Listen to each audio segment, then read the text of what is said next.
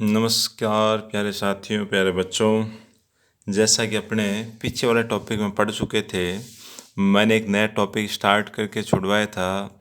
मैंने कहा भाई सदिशों का गुणन पढ़ेंगे। तो आपके अपने यूट्यूब चैनल प्रिज्म इंस्टीट्यूट में एक बार फिर से हार्दिक स्वागत है। तो देखिए, अच्छे से तैयारी करो, बढ़िया ना। तो लाइफ को आराम से जियो ना, ज़िंदगी को काटो मत। काटती तो क्या है, दुनिया काटती है। आप उसको बड़े मज़े से जिए, है ना। ज़िंदगी के अंदर आप कुछ भी चीज़ सीखो, ज़रूरी नहीं आप शिक्षा के क्षेत्र में, या आप कुछ भी चीज़ सीखें तो उस चीज़ को ऐसे सीखें कि दोबारा उसको देखने की आवश्यकता नहीं रहे कभी भी।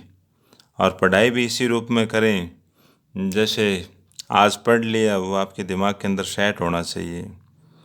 तो आने वाले टाइम में आप ये देखें कि रटने की विद्या तो अब लगभग ख़त्म है।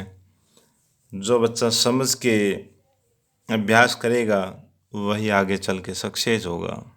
समझना ज़रूरी है, याद करना उतने मायने नहीं रखता, क्योंकि अपने को भगवान ने बहुत बड़ी शक्ति दे रखी है भूलने की। क्या दे रखी है? भूलने की शक्ति। तो अपने जितना याद करेंगे उतना भूल जाएंगे। और एक बार समझ के किसी चीज़ को देख लिया तो आपको वो ज़िंदगी भर याद रहती है। तो देखो, आगे चलते हैं इसी क्रम में।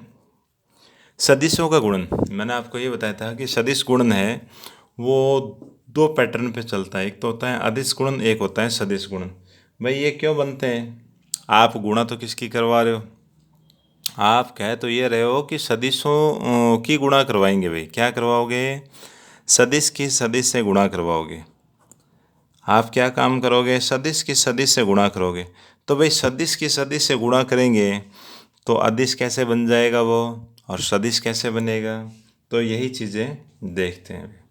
जैसे एक छोटा सा उदाहरण लेते हैं। मैं दो सदिश लेता हूँ, दो वेक्टर लेता हूँ। जैसे उदाहरण के तौर पे मैंने क्या ले लिया? बल। बल क्या है? फोर्स है। फोर्स मतलब एफ वेक्टर, वेक्टर ना, सदिश है। इसी प्रकार मैं दूसरा जो सदिश है वो क्या ले लेता हूँ? विस्थापन। विस्थापन भी देखो वेक्टर ही तो है आपका। क्या है? S vector. विस्थापन भी क्या है? सदिश है। अब दो सदिशों की गुणा आप करोगे तो देखो, बल इंटू विस्थापन। बल इंटू विस्थापन क्या होता है आपको मालूम होना चाहिए। वर्क डन होता है, कार्य होता है। कार्य मतलब देखो W। तो जो कार्य है वो सदिश नहीं है। भाई सदिश नहीं है ना, तो आपने क्या लिया? दो सदिश लिए, आपने गुणा करवाई। गुणा करवाने पर रिजल्ट क्या आया? अदिश आया। तो इसे बोलते हैं अदिश गुणन।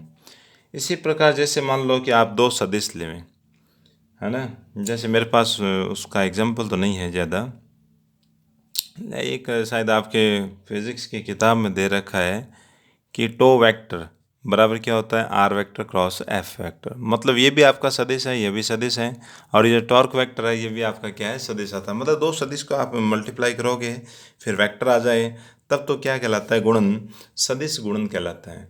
और यदि मल्टीप्लाई कराने पर एक अदिश राशि मिले, उस समय उस गुणन को क्या बोलते हैं? अदिश गुणन बोलते हैं। होता है दोनों के अंदर सदिशों का ही गुणा होगा, आपका क्या होगा? वेक्टर का मल्टीप्लाई होगा।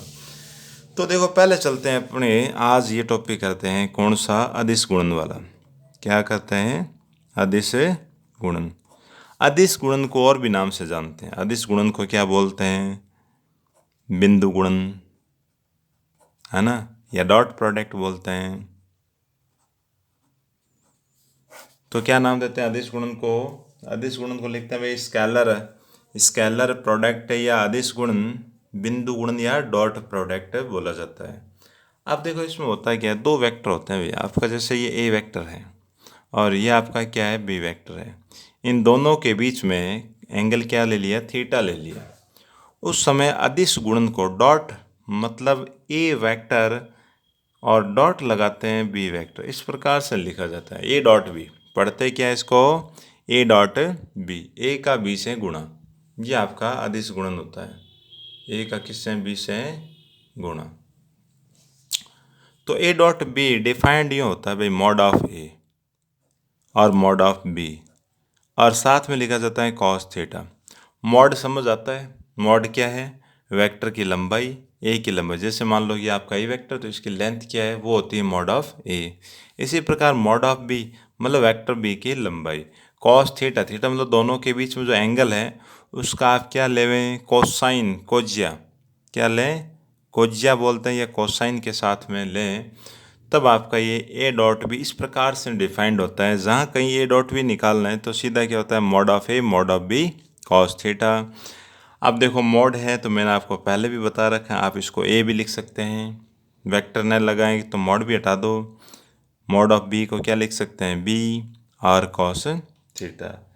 ये होता है दो सदिशों का अदिश गुणन। पहला पॉइंट हो गया ये आपका ये। अब यदि आपको ये पूछ लिया जाए कि दो वेक्टर आपको दे रखे हैं, उनके बीच में क्या निकालें, एंगल आप निकालो, तो एंगल देखो इसी फॉर्मूले के द्वारा निकल जाएगा।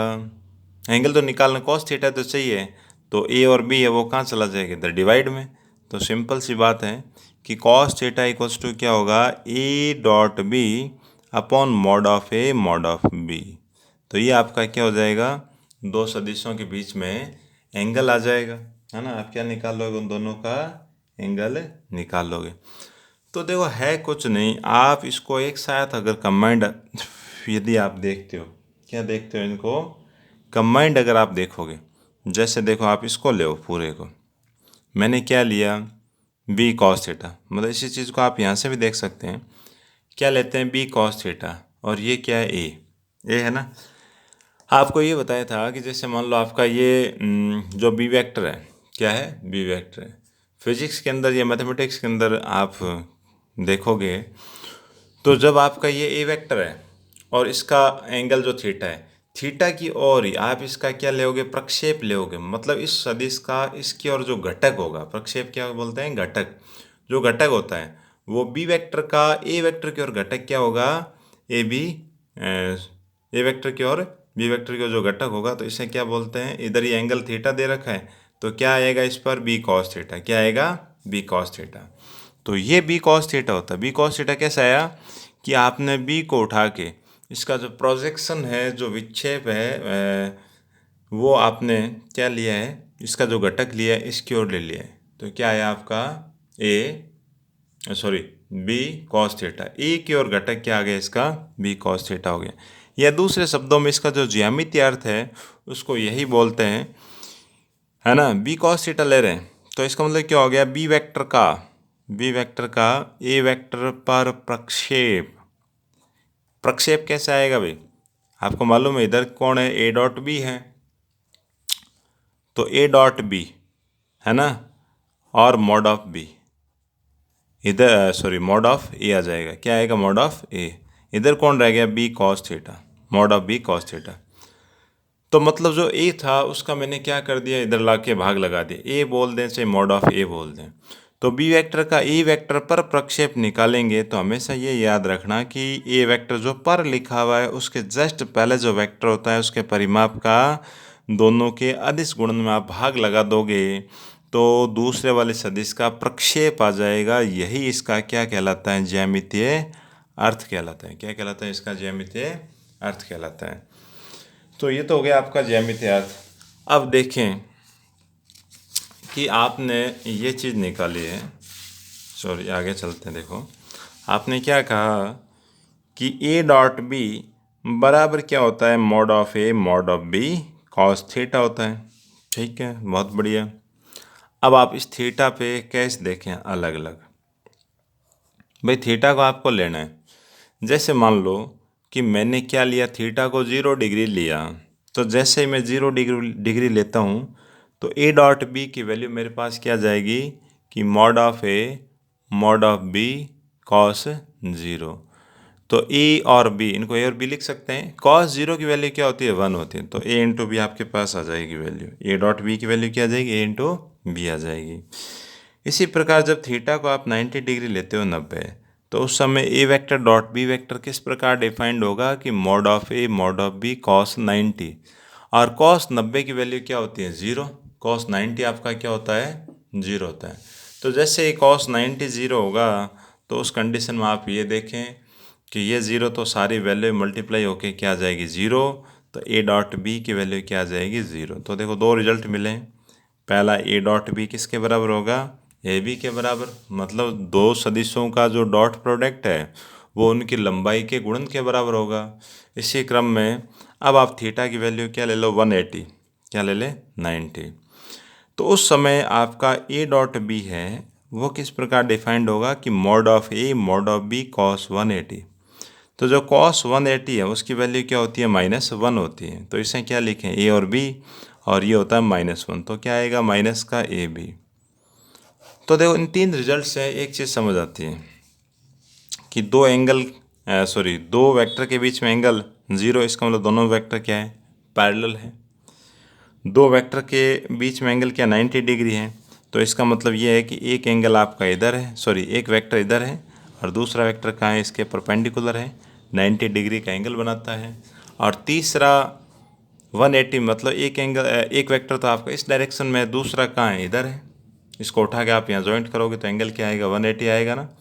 तो अपोजिट डायरेक्शन में, जब अपोजिट डायरेक्शन में तब क्या आता है, नेगेटिव। दोनों एक ही डायरेक्शन में तो क्या है, पॉजिटिव। और दोनों परपेंडिकुलर हैं, लंबवत हैं, तो इनका रिजल्ट क्या आता है, 0। तो देखा जाए तो जब आपका थीटा होगा उस समय दोनों का जो रिजल्ट है, डॉट प्रोडक्ट है, वो क्या होगा, मैक्सिमम, है ना, हाईएस्ट। और जब आपका थीटा 180 है उस समय दोनों का रिजल्ट क्या आएगा, मिनिमम आएगा, न्यूनतम वैल्यू आपको मिलेगी। पर मेन आपको याद रखने वाली चीज़ क्या है, सिर्फ यही है, बड़ी इंपॉर्टेंट चीज़ है कि ए डॉट बी बराबर यदि 0 आ जाएगा उस समय ये बात बताते हैं कि दिए गए दोनों वेक्टर आपस में क्या है, परपेंडिकुलर हैं, दोनों 90 डिग्री का एंगल बनाते हैं। अब और आगे चलते हैं। अब आप ये वाली बातें समझ गए हैं तो आगे आराम से समझ जाओगे। कैसे कि मान लो आई का डॉट आई से करवाएं तो क्या मिलेगा, जे का डॉट जे से करवाएं तो क्या मिलेगा, के का डॉट के से करवाएं तो क्या मिलेगा। भाई इनका रिजल्ट क्या आएगा, हमेशा 1 आएगा, याद रखना। आई डॉट आई मतलब 1 इंटू 1 क्या आएगा, 1 ही तो आएगा। 1 इंटू 1 ये भी 1, 1 इंटू 1 क्या आएगा, 1। कैप लगा रखा है, इसको ये यूनिट है, इसकी लेंथ है। आपने पहले ये देखा, आपने यहाँ पे क्या देखा कि यदि आपका थीटा जीरो कब होगा, जब मैंने दो एंगल क्या ले लिए, आई और आई, जे और जे सेम ले लिए, तो दोनों के बीच में एंगल क्या रहेगा, 0 डिग्री रहेगा ना। तो जब ए और डॉट बी वेक्टर आप करवाओगे तो उनका रिजल्ट क्या आएगा, इन दोनों की लेंथ ही आएगी, क्या आती है, दोनों की लंबाई आती है। उसी मैटर को आप यहाँ फिट करके देखोगे तो आई डॉट आई मतलब आई की लेंथ क्या, 1, इसकी भी लेंथ 1, 1 इंटू 1 क्या आएगा, 1। तो I dot I, J dot J और के डॉट के की वैल्यू क्या होती है, 1 होती है। इसी रूप में आप जैसे दो वेक्टर में लिख देता हूँ। पहला वेक्टर अपने लेते हैं कि A1i, A2j और A3 के कैप। इसी क्रम में दूसरा वेक्टर क्या लें कि B1i, B2j और B3 के कैप। अब मेरे को इन दोनों का क्या करवाना है, डॉट करवाना है। तो देखो डॉट में हमेशा ही आप ये ध्यान रखना कि यदि वेक्टर सेम है तो रिजल्ट क्या आएगा, 1 आएगा। और वेक्टर जैसे आई का डॉट में जे के साथ करवाऊँ तो रिजल्ट क्या आएगा, 0। जे का डॉट के साथ करवाएं तो 0। भाई कारण क्या है, कारण आपको खुद को देखो जानकारी में होना चाहिए। जैसे मैंने स्टार्ट में क्या कहा था कि आपका जो 3D चल रहा है उसमें आप एक कमरे के कॉर्नर को लेके एज्यूम करें, आप सोचें तो कमरे के जो कॉर्नर होता है उसमें एक्स मान लो ये हो गया, ये वाई हो गया, और तीसरी कहाँ होगी, यहाँ ये एकदम यूँ, है ना। तीसरी उसकी एक्स कहाँ होगी, लंबवत होगी। तो तीनों देखो डायरेक्शन आपस में 90 डिग्री कौन बनाती है, देखो ये इसके साथ 90 का, ये इसके साथ 90 का, इधर वाली देखी जाए तो इसके साथ देख ले तो 90 डिग्री का। तो जो तीनों आपकी अक्षें हैं कौन सी, एक्स एक्स, वाई एक्स और जेड एक्स, जो तीनों अक्ष हैं वो क्या बनाती है, 90 डिग्री के कोण आपस में बनाती हैं। तो जैसे ही आप इनका डॉट करवाओगे तो एंगल क्या आएगा, 90। और एंगल 90 आएगा तो आपने अभी वो रिजल्ट देखा था कि जैसे कॉस 90 लिखा तो रिजल्ट क्या आता है, 0। तो खुद के साथ डॉट आप लोगे तो ही रिजल्ट आएगा, बाकी के साथ रिजल्ट क्या रहेगा, 0। अब मेरे को ए को बी से मल्टीप्लाई करवाना है तो मेरे को जानकारी है कि आई का आई के साथ करूँगा तो ही कोई वैल्यू आएगी, आई का जे के साथ करेंगे तो 0, आई का के साथ करेंगे तो 0। तो सिंपल सी कहानी है कि आई डॉट आई तो क्या हो जाएगा, 1, बचेंगे क्या ये चीज़ें, तो रिजल्ट क्या आएगा, ये 1 B1। इसी प्रकार जे का जे से करेंगे तो ये 1, और A2 इंटू B2, के का के साथ करेंगे तो A3 इंटू B3। तो बहुत सिंपल, एक छोटा सा आप एग्जाम्पल और लें, इसके द्वारा और समझाता हूँ। जैसे 2i प्लस जे प्लस 3k। इसी प्रकार बी वेक्टर आपका क्या है, i प्लस जे और प्लस में 2k। मेरे को चाहिए ए डॉट बी, तो i प्लस जे प्लस में 3k, बीच में डॉट लगा के इसकी भी वैल्यू मैं लिख देता हूँ।